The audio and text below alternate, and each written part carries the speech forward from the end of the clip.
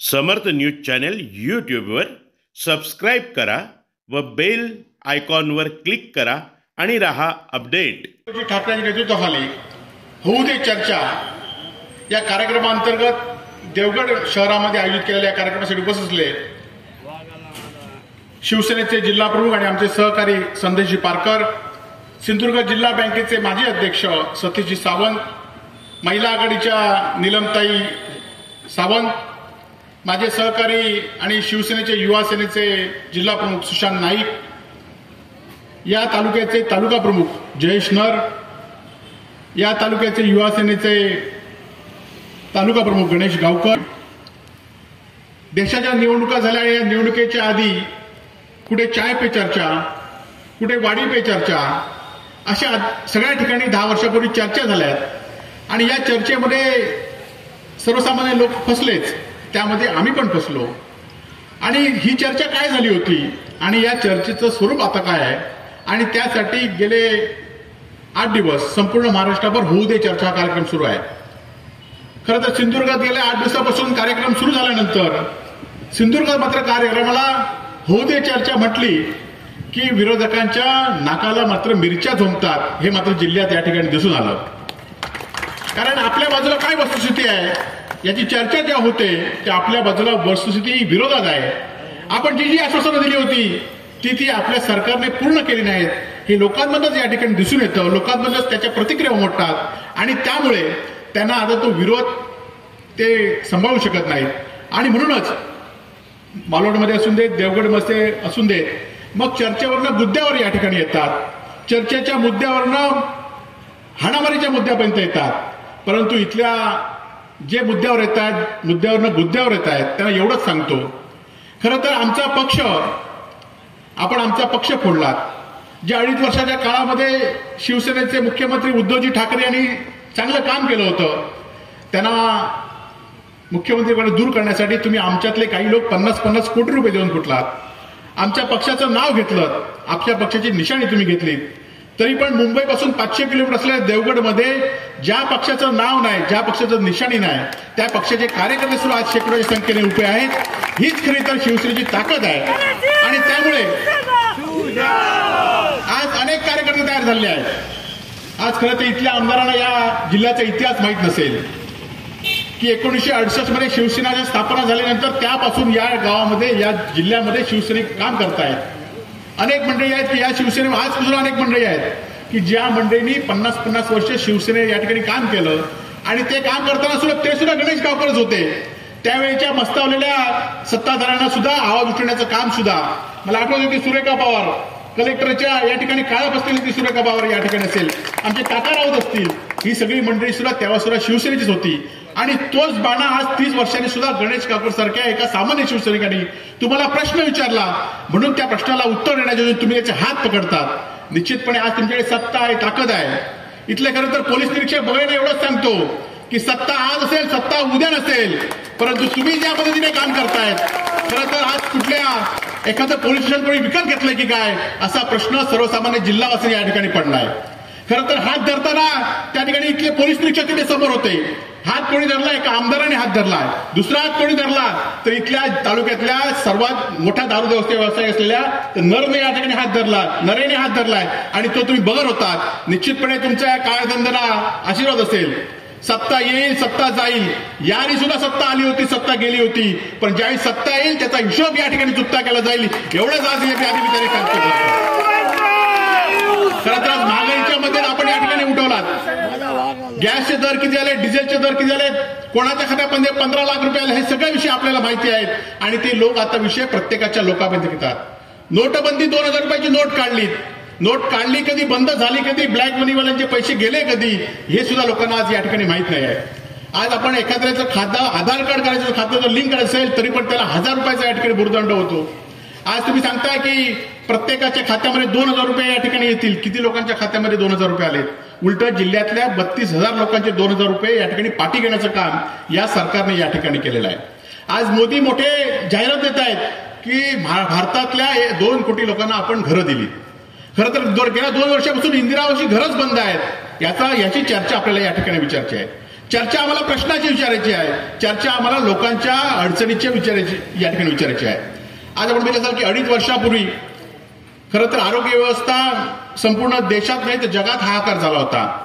आज मुंबई सारख्या सर्वात जगातल्या आशियातल्या मोठ्या शहरामध्ये सुद्धा हाहाकार या ठिकाणी होणार होता. परंतु उद्धवजी ठाकरेंनी आज खरंच आपण म्हटलं की नांदेड असून देत, मराठवाडा असून देत, इथपासून सिंधुदुर्ग जिल्ह्याच्या जिल्हा रुग्णालयामध्ये सुद्धा आता औषधं नाही आहेत. गेल्या 8 दिवसापूर्वी उधारीमध्ये औषध देण्याचं काम मी आणि खासदार विनायक राऊतांनी त्यांना या ठिकाणी करून दिलेलं आहे. आणि हे आता आज म्हटलं की 100, 150 रुग्ण एका दिवसात या राज्यामध्ये मृत्युमुखी पडतायत. आणि उद्धवजींनी तो काळ कसा आठवला असेल. हेच डॉक्टर, हीच आरोग्य यंत्रणा, हीच औषधं, या सगळ्यावर उद्धवजींनी त्यावेळची परिस्थिती कशी हाताळली आणि आता जी तुम्ही परिस्थिती कशी आहे या ठिकाणी बघताय. उलट बघणाऱ्यांना तुम्ही मदत झालेत. इथले आमदार एखाद्याचा हात पकडतायत. तर नांदेडमध्ये या भाजपच्या महिला आघाडीचे चित्रा वाघ या ठिकाणी सांगतायत की एका महिलेचं दुर्दैवाने या ठिकाणी बाळ मृत्युमुखी पडलं. त्याला सांगितलं, त्या महिलाला सांगितलं की तुम्हाला औषध दिलं होतं, गोळी दिली होती, ती तुम्ही घेतली नसल्यामुळे हे बाळ मृत्युमुखी पडलं. खरं तर एखाद्या महिलेला आपल्या माहिती आहे हिरकणीपासून आपण बघतोय की बाळ असेल तर त्या बाळाला जपण्याचं काम एखादी महिला आपल्या जीवापलीकडे करतं. आणि ह्या बदेदुंद असलेल्या महिला सांगतायत की आपण गोळी न घेतल्यामुळे ते बाळ या ठिकाणी गेलेत. अशा लोकांना येणाऱ्या निवडणुकीमध्ये आपण तो विषय दाखवूच. परंतु आज आपल्याला छोटे छोटे प्रश्न घेऊन लोकांपुढे जायचं आहे. आज आपण बघितलं असाल की एखादा विषय दुसरीकडे वळवण्याचं काम आज ज्यावेळी अजित पवार यांच्यावर नव्हते तेव्हा सांगितलं अजित पवारांनी 70,000 कोटीचा भ्रष्टाचार केलेला आहे. आणि आज अजित पवार यांच्या सत्तेवर यांच्या मांडी लावून बसतायत. त्यावेळी त्यांना कोणी प्रश्न विचारायचे आहेत, पण ते प्रश्न आपल्याला विचारायचे आहेत की अजित पवार जेव्हा तुमच्यावर नव्हते तेव्हा ते भ्रष्टाचारी होते, तुमच्यावर होते तेव्हा ते आता मात्र साधे संत झालेत का. हे प्रश्न, हे चर्चा आपल्या लोकांपुढे या ठिकाणी करायची आहे. खरं तर किरीट सोमय्यांचं मागचे नाव घेतलं. आज किरीट सोमय्यांनी कोणाकोणावर आरोप केले नाहीत. नारायण राणेंवर आरोप केलेत, हसन मुश्रीफांवर आरोप केलेत, अजित पवारांवर आरोप केलेत, अब्दुल सत्तारांवर आरोप केलेत. परंतु ह्यांच्यावर आल्यावर मात्र हे आरोप सगळे धुतल्या तांदळासारखे स्वच्छ झालेत. ह्याची चर्चा आपल्या लोकांपुढे घ्यायची आहे. खरं तर आज हिंदू खत्रेमय म्हणून संपूर्ण महाराष्ट्रावर भाजप हे करतायत. परंतु हिंदू खत्रेमय आहेत, परंतु हेच अब्दुल सत्तार असून देत, हसन मुश्रीफ असून देत, हे जेव्हा ह्यांच्यामध्ये आलेत तेव्हा मात्र हिंदू खत्रेमय नाही. सत्तेसाठी काही करणारे हे भाजप आहेत, ते आपल्या लोकांपुढे या ठिकाणी न्यायचं आहे. लोकांना ह्याची चर्चा आपल्याला लोकांमध्ये या ठिकाणी करायची आहे. खरं तर सत्ता आल्यानंतर मराठा आरक्षण दुसऱ्या दिवशी देऊ असं फडणवीसांनी जाहीर केलं होतं. माझ्याकडे सत्ता द्या, मराठा आणि धनगर आरक्षण दुसऱ्या दिवशी घ्या. आता सत्ता होऊन 1.5 वर्ष झाली, किती लोकांना आरक्षण मिळालं ह्याची चर्चा आपल्या लोकांपुढे या ठिकाणी करायची आहे. आज आपल्याला माहिती असेल की वाघनखं लंडनमध्ये गेलेत वाघनखं आणायला. पहिल्यांदा बातमी आली की ती छत्रपती शिवाजी महाराजांची वाघनखच नाहीत. दुसऱ्या वेळी बातमी आली की ही वाघनखं सरकारला 3 वर्षासाठी कर्ज रुपये देत आहेत.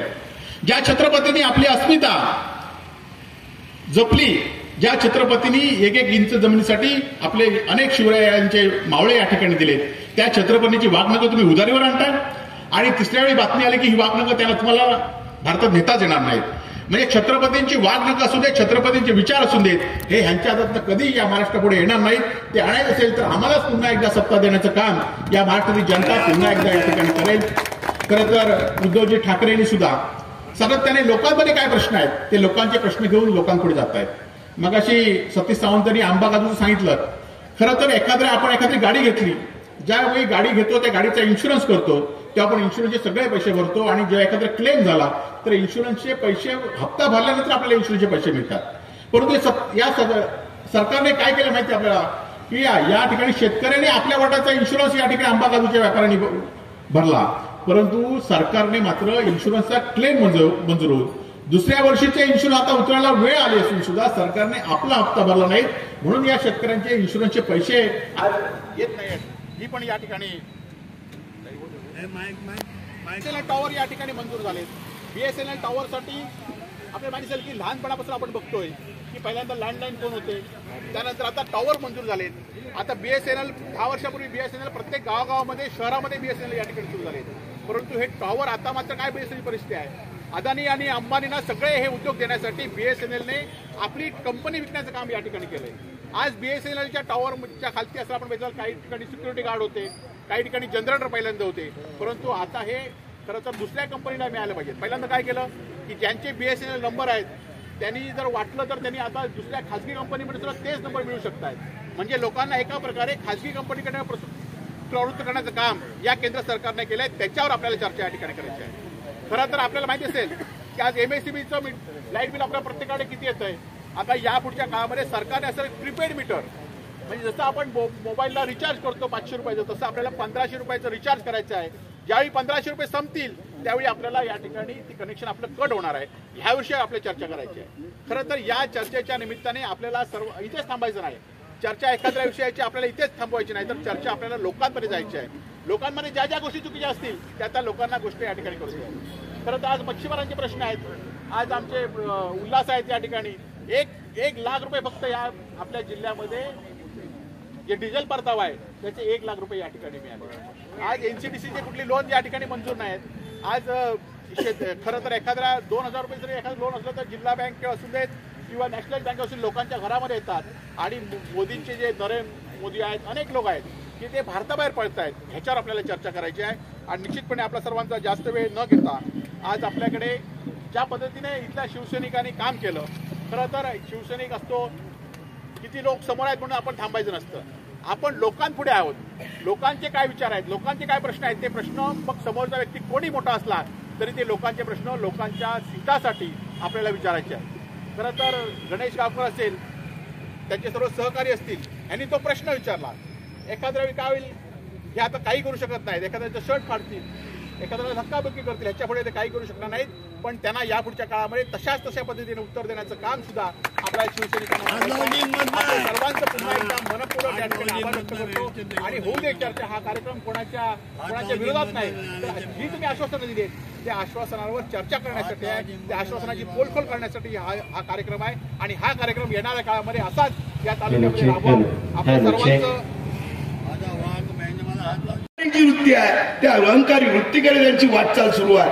आणि म्हणून केंद्र सरकारचं अपयश, राज्य सरकारचं अपयश, आणि म्हणून आज कुठंतरी या चर्चेच्या निमित्तानं एक असं वेगळं वातावरण या संपूर्ण राज्यामध्ये आणि देशामध्ये आणि या जिल्ह्यामध्ये सुरू आहे. आणि म्हणून आज जी काय आश्वासनं दिली, छत्रपती शिवाजी महाराजांचं आपण त्या ठिकाणी स्मारक हे त्या ठिकाणी समुद्रामध्ये आपण उभं करू, ही घोषणा त्यांनी केली. गेली अनेक वर्ष झाली, आजही छत्रपतींचं शिवाजी महाराजांचं स्मारक त्या ठिकाणी उभं राहिलेलं नाही. डॉक्टर बाबासाहेब आंबेडकरांचंही स्मारक या राज्यामध्ये व्हावं, अशा प्रकारची भूमिका त्यांनी घेतलेली होती. 10 वर्ष झाली, आजही त्या ठिकाणी ते स्मारक उभं राहिलेलं नाही. आणि म्हणून अशा प्रकारच्या अनेक गोष्टी महाराष्ट्रामध्ये आणि या देशामध्ये दिल्या गेल्या. मराठा समाज एक आंदोलन करत होता, त्याला या समाजाला आरक्षण मिळालं पाहिजे, त्यांची आग्रही भूमिका. पण या आंदोलकांवर लाठीचार्ज करण्याचं काम या राज्य सरकारनं केलं. आळंदीमध्ये जो आपला वारकरी संप्रदाय, हा वारकरी संप्रदाय सुद्धा, त्या वारकरी संप्रदायावर लाठी हल्ला करण्याचं काम या सरकारने केलं.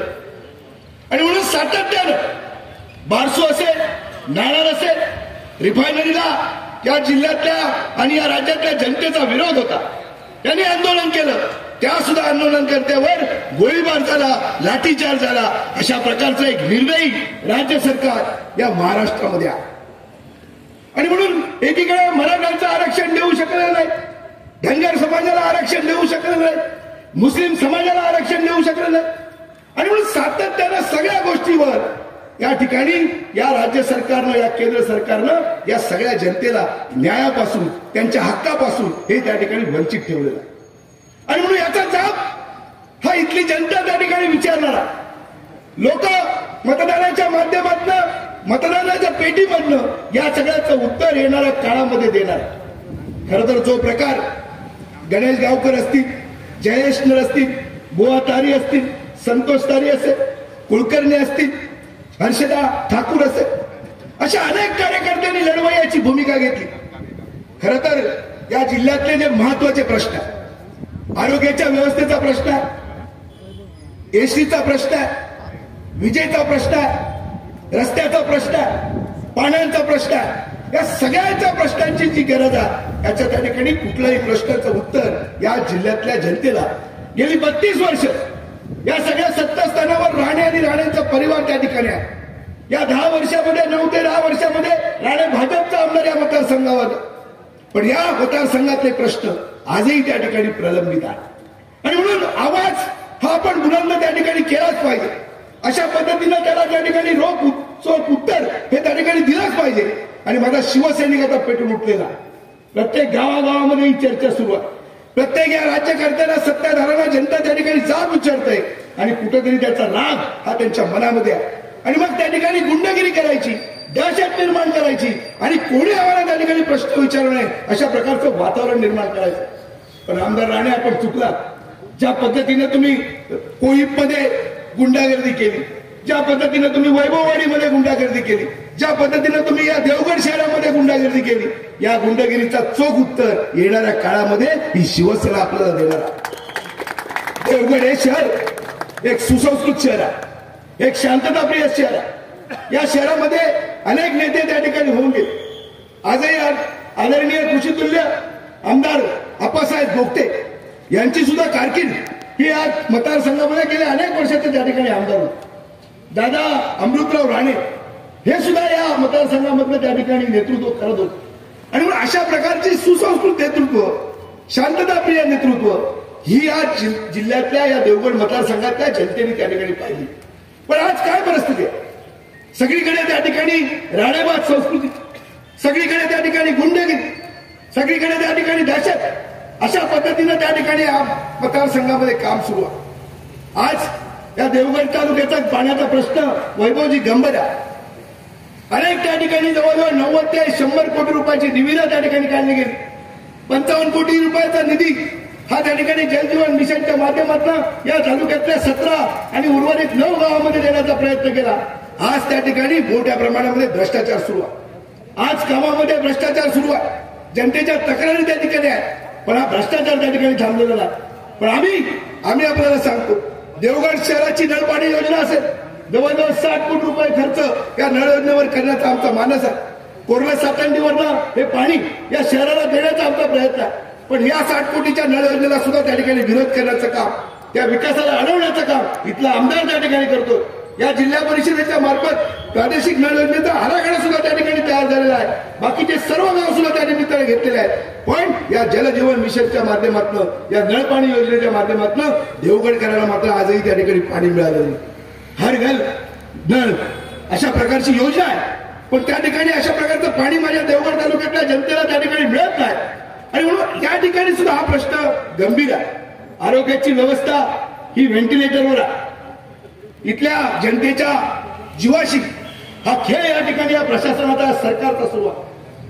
या देवगडच्या ग्रामीण रुग्णालयामध्ये जवळजवळ 27 कर्मचाऱ्यांची आवश्यकता आहे.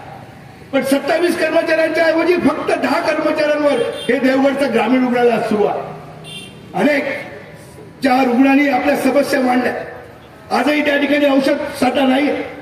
आजही त्या ठिकाणी ज्या काही निदानाच्या व्यवस्था आहेत त्याही त्या ठिकाणी नाहीत. आणि कुठेतरी आमदार असतील, तिथल्या प्रशासनातले डॉक्टर्स असतील, अधिकारी असतील, फक्त जनतेशी खोटं बोलण्याचं त्या ठिकाणी काम करतायत. आणि मग याचा कुठेतरी राग हा माझ्या शिवसैनिकाला येणार आणि त्याचा विचार न होणार. आणि म्हणून कुठेतरी त्यांची मुस्कटलाबी करायची, गुंडगिरी करायची हा प्रयत्न या ठिकाणी सुरू आहे. खरं तर देवगडच्या जनतेला अशा प्रकारचा विकासाची भीक ही नको आहे. विकासाची भीक नको, पण हा कुत्रा आवडा अशी या जिल्ह्यातल्या जनतेची भूमिका आहे. सातत्यानं काही ना काही घोषणा करायच्या, काही ना काही त्या ठिकाणी नौटंकी करायची आणि बॅनर लावले 2200 कोटी रुपये मी या मतदारसंघामध्ये आणले. जर तू 2200 कोटी रुपये या मतदारसंघामध्ये आणलेले असतील तर प्रत्येक गावामध्ये जर माझ्या गणिताप्रमाणे 15 ते 20 कोटी रुपये हे प्रत्येक गावामध्ये खर्च झाले पाहिजे आणि तिथल्या गावातल्या विकासाला चालना झाली पाहिजे. कुठल्या गावामध्ये 15-20 कोटी रुपये खर्च झाले? काहीतरी त्या ठिकाणी खोटं त्या ठिकाणी जनतेसमोर मांडायचं, वृत्तपत्राच्या माध्यमातून, बॅनर्सच्या माध्यमातून आणि जनतेची दिशाभूल करायची हा प्रयत्न या ठिकाणी सुरू आहे. खरं तर म्हणजे जे काय गेल्या 30-32 वर्षामध्ये जे काय राण्यांचं साम्राज्य हे जे काय या संपूर्ण जिल्ह्यामध्ये आहे, या साम्राज्याला त्या ठिकाणी सुरुंग लावण्याचं काम खासदार विनायक राऊत साहेबांनी केलं, आमदार वैभव नाईकांनी केलं.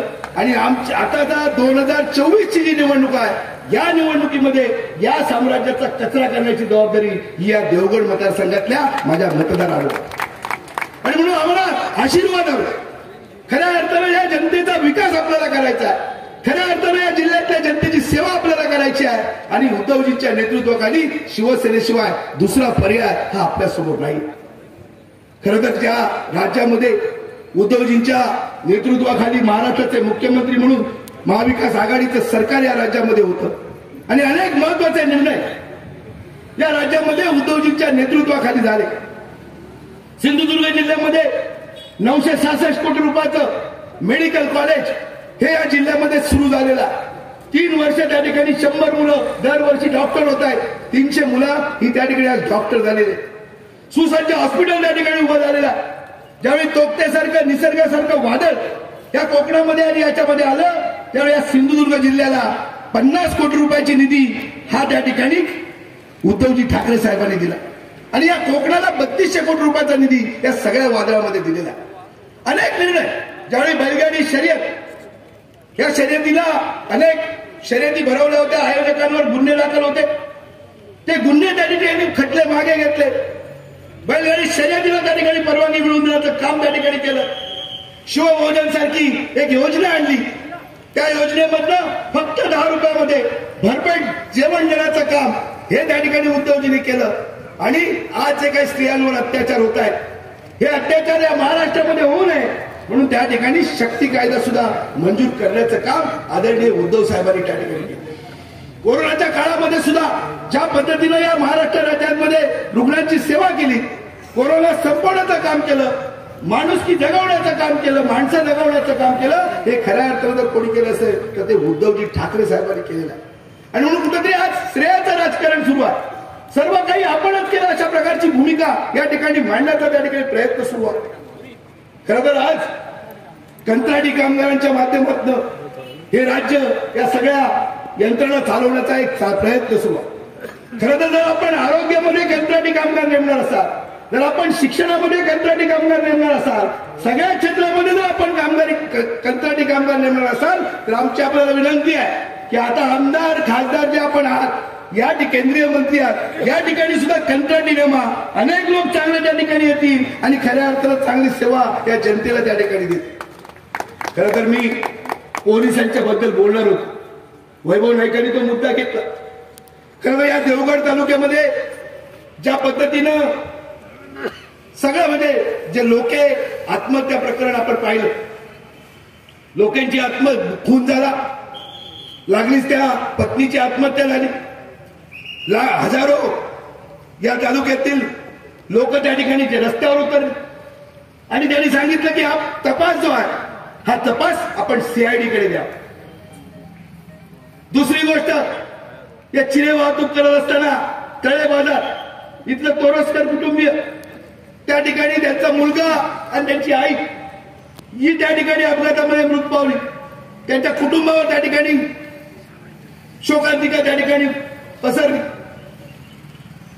पण या देवगडचे जे PI त्याचं नाव बगळे आहे. पण ते बगळे आहे की बगे आहे ही बघ्याची भूमिका घेत आहे. काय नेमकं या ठिकाणी चालू, या ठिकाणी या संपूर्ण देवगड तालुक्यामध्ये गोव्यातून समुद्रमार्गे दारू आणली जाते. पोलिसांचे हप्ते आहेत, पोलिसांची भागीदारी आहे आणि माझ्या तरुण मुलांना दारूच्या विळक्यामध्ये अडकवण्याचं काम या पोलिसांच्या माध्यमातून सुरू आहे. कोण याच्यावर बंदी आणणार? आणि काल ज्यावेळी गणेश गावकर त्यांचे सहकारी त्या रुग्णालयामध्ये त्या आमदाराला, नौटंकीबाज आमदाराला जाब विचारायला गेले त्यावेळी बगळे त्या ठिकाणी मदत करत होते. कशा पद्धतीनं माझ्या कार्यकर्त्यांना मारहाण होईल, शिवसैनिकांना मारहाण होईल आणि आमदार राण्याचा कसा त्या ठिकाणी गौरव होईल हा प्रयत्न त्या ठिकाणी बगळे केला. अरे बगळे साहेब, आपण पोलीस आहात, आपल्याकडे ही जबाबदारी आहे की या ठिकाणी शांतता निर्माण करणं. ही गुंडेगिरी जी चाललेली आहे, हा जो काही दहशत चाललेली आहे, या दहशतीवर आपण त्या ठिकाणी निर्णय घेण्याची गरज आहे. पण आपण त्याच्यामध्ये कार्यकर्ते म्हणून त्या ठिकाणी सहभागी होत आहे. खरं तर मगाशी वैभव नाईकांनी सांगितलं 2024 मध्ये या राज्यामध्ये पुन्हा एकदा उद्धवजींच्या नेतृत्वाखाली महाविकास आघाडीचं आणि शिवसेनेचं सरकार येणार आहे. त्यावेळी जे काही चुकीच्या पद्धतीने या जिल्ह्यामध्ये कारभार करतात त्याला त्या ठिकाणी त्यांचा हिशोब हा या ठिकाणी आम्ही ठेवणार आहोत आणि म्हणून अजूनही वेळ गेलेली नाही. आपल्या वर्तनामध्ये आपण सुधारणा करा, नाहीतर शिवसेना स्टाईलने आम्ही आपल्याला चोख त्या ठिकाणी उत्तर देऊ. कायदा आणि सुव्यवस्था, कायदा सांभाळणं, सुव्यवस्था राखणं आमची जबाबदारी आहे. पण जर आपण एकतर्फी निर्णय घेत असाल आणि शिवसैनिकांना जर दाबण्याचा प्रयत्न करत असाल तर तो आवाज जो शिवसेनेचा आहे हा बुलंद केल्याशिवाय आम्ही राहणार नाही. आणि म्हणून मी आपल्याला सांगतो की येणाऱ्या काळामध्ये जो सत्तेचा आणि जो पैशाचा माज त्या नितेश राणे या मतदारसंघामध्ये झालेला आहे, त्यांना वाटतं की माझ्याकडे आमदारकीचा ताम्रपट आहे, मी तळायात त्या ठिकाणी आमदार आहे. कोणीही या देशामध्ये तळायात राहिलेलं नाही, कोणाकडेही तशा प्रकारचा ताम्रपट नाही. ज्यावेळी जनतेचा उद्रेक होईल, जनतेचा आवाज निघेल, त्यावेळी आपण त्या ठिकाणी गाडलेले असाल, घरी बसलेले असाल. आणि म्हणून गावाचा विकास जो काय आहे हा विकास खऱ्या अर्थानं आपल्याला करायचा. या ठिकाणी ज्या काल परवा स्वाभिमानमध्ये होते, काल परवा काँग्रेसमध्ये होते, ते कुठेतरी आता भाजपमध्ये गेले. राणे भाजप अशा प्रकारचं एक अपप्रवृत्ती या राजकारणामध्ये आलेली आहे. कारण आपल्याला माहिती आहे की बाडगा जो असतो तो अधिक कडवा किंवा मी अधिक कडवा आहे, अधिक निष्ठावंत आहे असं दाखवण्याचा प्रयत्न करत असतो. तोच प्रयत्न या नितेश राणेचा या मतदारसंघामध्ये आहे. त्याला वाटतं की आपण हिंदुत्व अशा प्रकारच्या गोष्टी करायच्या आणि कुठेतरी मला उद्या भविष्यामध्ये मंत्रिमंडळामध्ये मंत्री म्हणून त्या ठिकाणी संधी मिळेल. पण त्याला कशाही प्रकारे कितीही जरी त्या ठिकाणी वेगळी हिंदुत्व आणण्याचा प्रयत्न केला, कारण आपल्याला माहिती आहे की या जिल्ह्यामध्ये आले की त्यांचा मुस्लिम समाजावर प्रेम निर्माण होतो.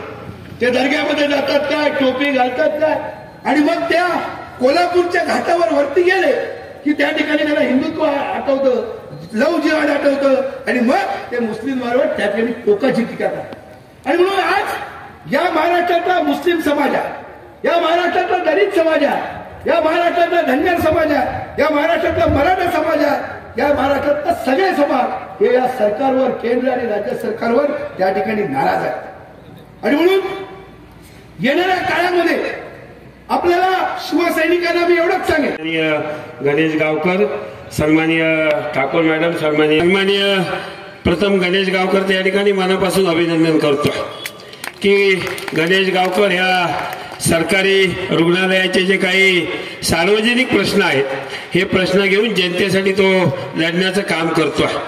आणि त्याच ठिकाणी ज्यावेळी गणेश गावकर यांचा हात इथल्या आमदारांनी धरला दादागिरी करण्यासाठी, त्यांना वाटलं गणेश गावकर घाबरते.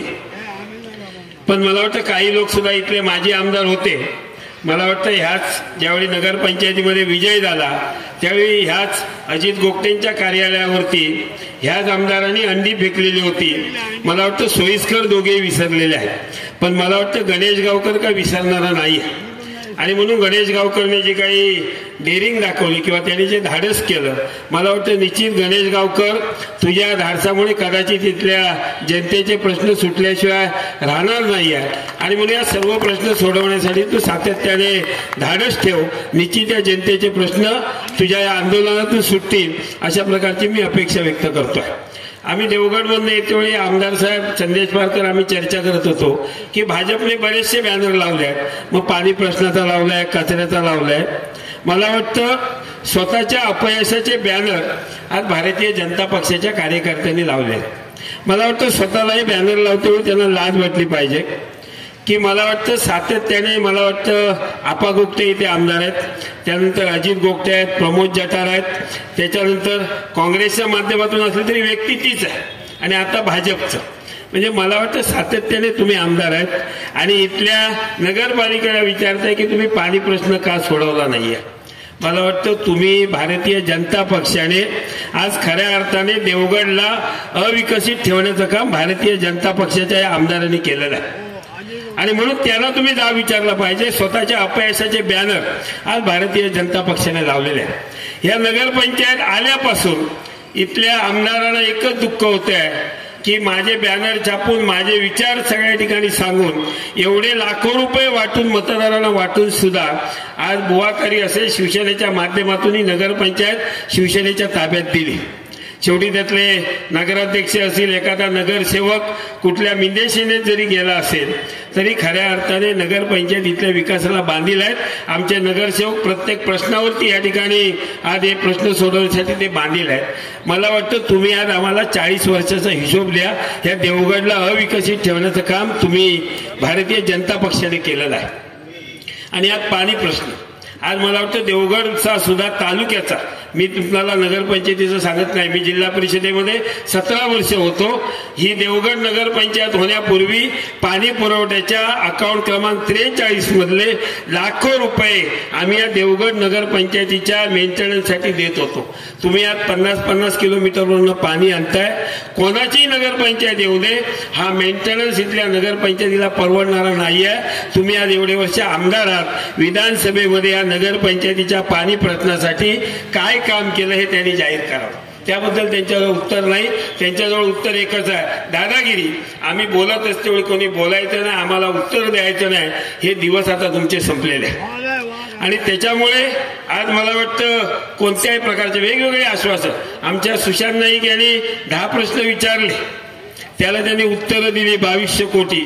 आता 2200 कोटी मधलं मी काय आकडेवारी सांगणार नाही, किती जनतेपर्यंत जातील आणि किती यांच्यामधली त्यातली टक्केवारी यांच्या घरापर्यंत जाईल या विषयावर मी काय बोलणार नाही. पण आज आपल्याला विचार जो करावा लागेल, इथे मला वाटतं नगरपंचायतीच्या जीवावरती इथे कोणाची जागा भाड्याने घेतली होती वॅक्स म्युझियमसाठी. मला वाटतं त्याच्यात स्वर्गीय आप्पासाहेब गोपटेंचा सुद्धा पुतळा होता. काय यामध्ये बऱ्याच राष्ट्रपुरुषांचे होते. मला वाटतं त्या वॅक्स म्युझियमचं काय झालं. त्या वॅक्स म्युझियमचा मालक काही दिवसापूर्वी आम्हाला भेटला, साहेब आजही मला कायम आश्वासनं दिली जातात, माझं भाडं मिळत नाहीये. मी ज्यावेळी त्यांच्यासोबत होतो, जिल्हा बँकेचा अध्यक्ष होतो, आणि मला वाटतं इथल्या आमदारांनी मीठ बुमरीचा असा पेंडॉल घातला होता आणि एका कार्यक्रमाला नारळ फोडण्यासाठी बोलवलं आमदार साहेब. म्हणाले इथे आम्ही वॉटर स्पोर्ट करणार आहोत आणि म्हणाले फक्त एकच अपेक्षा की जिल्हा बँकेने लोन द्यावं. आणि म्हटलं ठीक आहे, कायदेशीर त्याच्यामध्ये काही कागदपत्र व्यवस्थित असतील तर लोन द्यायला काय हरकत नाही आहे. मीठ बुमरी किंवा मीठबावमध्ये जर वॉटर स्पोर्ट सारखा 4-5 कोटीचा प्रकल्प होत असेल तर निश्चित मला जिल्हा बँकेला आनंद आहे. प्रस्ताव तुमचा आणा. मला वाटतं मी बँकेत पोहोचण्यापूर्वी जो मूळ जमीन मालक होता तो बँकेपर्यंत पोहोचला. तो म्हणालो साहेब ज्याने हे भूमिपूजन करायला लावलंय त्याचा या जमिनीशी काही संबंध नाही, खरा मालक मी आहे.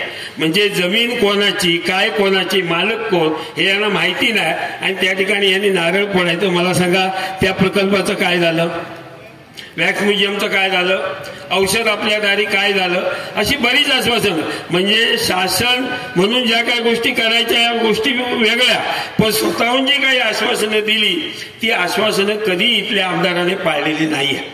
तिसरा विषय, ज्या आंबा बागायतदार आंबा शेतकऱ्यांच्या जीवावरती तुम्ही निवडून येताय त्या आंबा आणि काजू शेतकऱ्यांसाठी इथल्या आमदाराने कोणतं काम केलंय ते त्यांनी जाहीर व्यासपीठावरती सांगावं.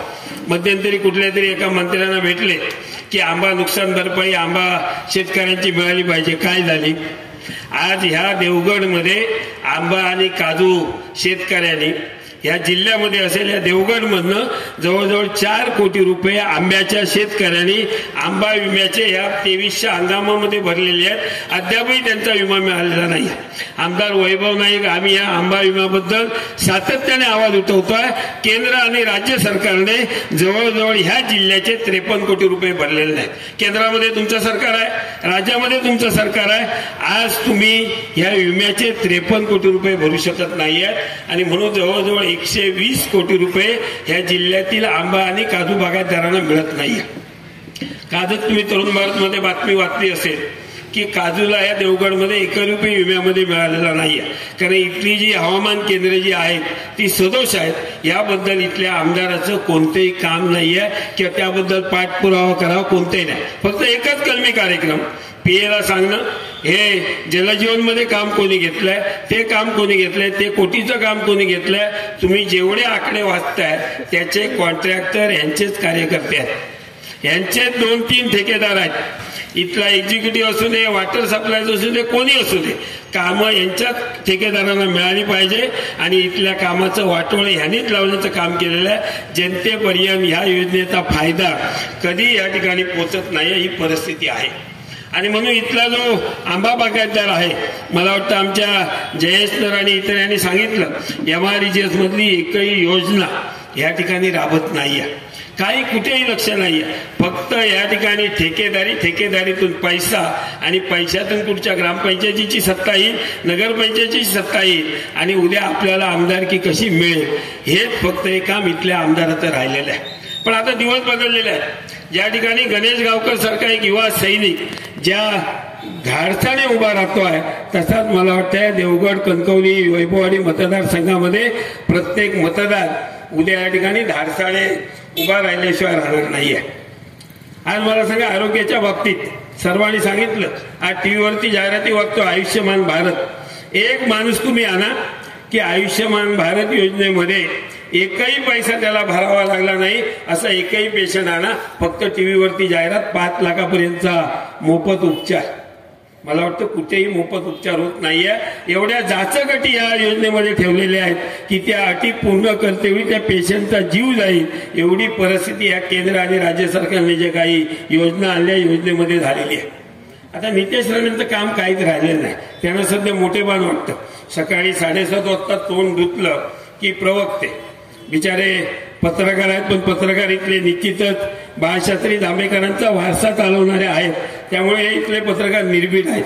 काही गोष्टी ज्यावेळी आमदारांच्या चुकतात त्याच्यावरती बोट ठेवणारे देवगडमधले पत्रकार आहेत. एकच यांचं काम आहे की उद्धव ठाकरेवरती बोलायचं, संजय राऊतांवरती बोलायचं, अगदी राहुल गांधींवरती बोलायचं.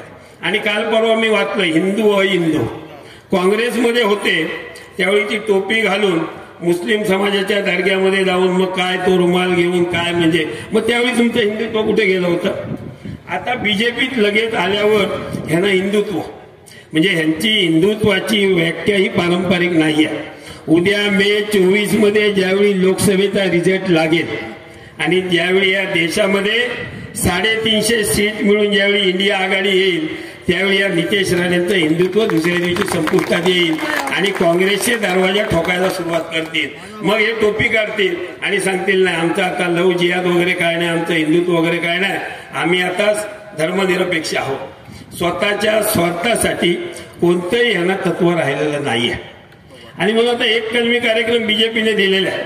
बीजेपीमध्ये एक चांगलं धोरण आहे त्यांचं, ज्यांना भविष्यात तिकीट द्यायचं नसतं, ज्याचा काटा काढायचा असतो त्यांना ते प्रवक्ते करतात. बघा तुम्ही, किरीट सोमय्या यांना काम दिलं होतं, मागच्या वेळी त्यांना तिकीट दिलं नाही. काय ते बोलत राहा, सकाळी उठल्यापासून मग ईडीवर बोला, सीबीआयवर बोला, इन्कम टॅक्सवर बोला, एवढंच काम. पण मागच्या वेळी त्यांना तिकीट दिलं नाही. तसं यांना आता एक कलमी कार्यक्रम दिलाय, कोणावरही तुम्ही भुंकत राहा. मग उद्धव ठाकरेंवर, संजय राऊत असतील, कोण असतील, कोणावरही भुंकत राहा, प्रवक्तेगिरी. याचा अर्थ तुमची जागा बीजेपीने तयार केलेली आहे की तुम्हाला भविष्यात उद्या किरीट सोमय्याच्या दिशेने तुम्हाला जायचं आहे. आणि म्हणून एकच सांगतो की आपल्याला ह्या मतदारसंघामध्ये परिवर्तन करायचं आहे. होऊ दे चर्चा, इथल्या आमदाराच्या अकार्यक्षमतेवरती होऊ दे. आणि म्हणून गावागावात जाऊन इथल्या असलेल्या आमदारांनी जो काय देवगडला अविकसित ठेवण्याचं काम केलं आहे याची चर्चा करून 2024 मधला आपण निर्धार करूया की लोकांना छळणारा, सर्वसामान्य कार्यकर्त्यांना त्रास देणारा, विरोधी पक्षाला त्या ठिकाणी त्रास देणारा असा आमदार या मतदारसंघातून आपल्याला निवडून न देण्याची शपथ आजच्या होऊन दे चर्चा या कार्यक्रमाअंतर्गत आपण घेऊया. आणि तशा पद्धतीने सर्वांनी सांघिक काम करून या ठिकाणी महाविकास आघाडीचा आमदार आपण निवडून आणूया एवढी मी आपल्याला विनंती करून मी या ठिकाणी थांबतो. जय हिंद, जय महाराष्ट्र.